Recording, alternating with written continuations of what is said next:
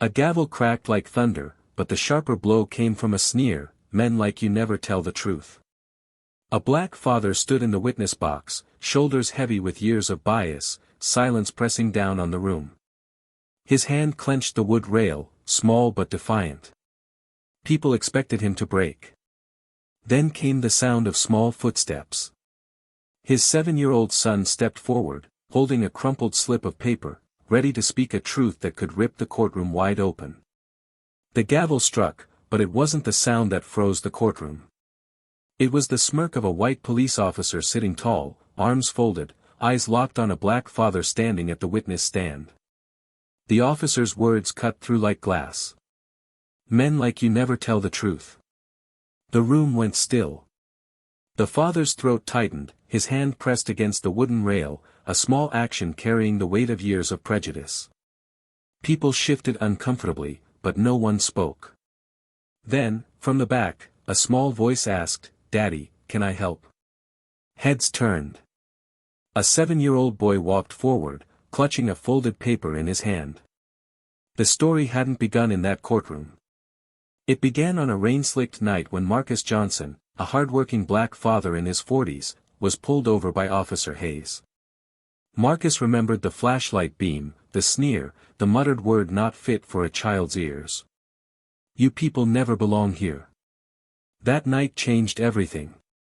Marcus's wife later whispered, "If anything happens, promise me you'll protect Ethan." She was gone within weeks, an accident written off too neatly. Marcus carried the blame, accused of negligence, his every attempt to clear his name crushed by Hayes's confident lies. In court, the prosecutor painted Marcus as reckless, a man who couldn't control his own home. Every glance from the jury carried suspicion, as though his skin alone testified against him. He tightened his jaw, but when Ethan tugged his sleeve and said, "I remember what Mom said," Marcus's eyes burned with both fear and hope. The climax came swiftly. Officer Hayes leaned forward, voice sharp. "This is nonsense. He's a grieving fool." The judge raised an eyebrow but allowed the defense to continue. Ethan stepped up to the witness box, his tiny hands gripping the railing, knuckles pale. He looked directly at Hayes. "You hurt my mom," he said, steady this time. Gasps rippled across the courtroom. Hayes chuckled, shaking his head, but his fingers tapped nervously on the table. Ethan unfolded the crumpled paper he carried, a gas receipt with Hayes's license plate scrawled in his mother's handwriting. "She told me if anything happened, give this to someone who could help." Silence crushed the room. Then the defense attorney pressed play on a screen. Security footage flickered, Hayes arguing with Marcus's wife outside that same station hours before her death. Hayes froze. His laugh died. The jury leaned forward as though gravity itself pulled them into the revelation. The officer's composure cracked. His voice wavered.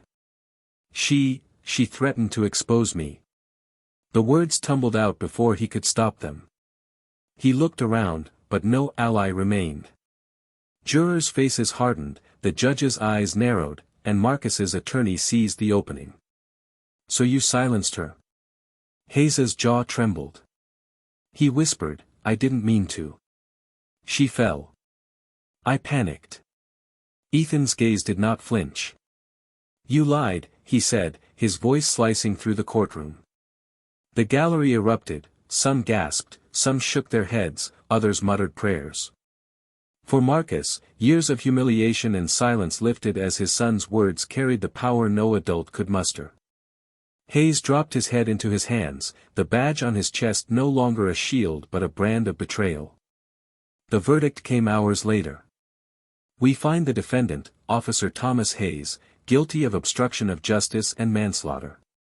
The gavel struck once more, but this time the sound carried justice. Marcus exhaled, tears rolling silently as Ethan leaned against him. The judge spoke gravely, "Your badge symbolized trust. Today it symbolizes your corruption. 15 years in prison." Hayes's face drained of color. Marcus hugged Ethan close, whispering, "Your mom would be proud." The courtroom, once filled with suspicion, now held something heavier, recognition of truth. Outside the courthouse, strangers nodded at Marcus with respect. He walked taller, his son's small hand in his, both of them stepping into the light of vindication. Thank you for watching. If this story moved you, leave a comment below and don't forget to subscribe for more stories of justice served.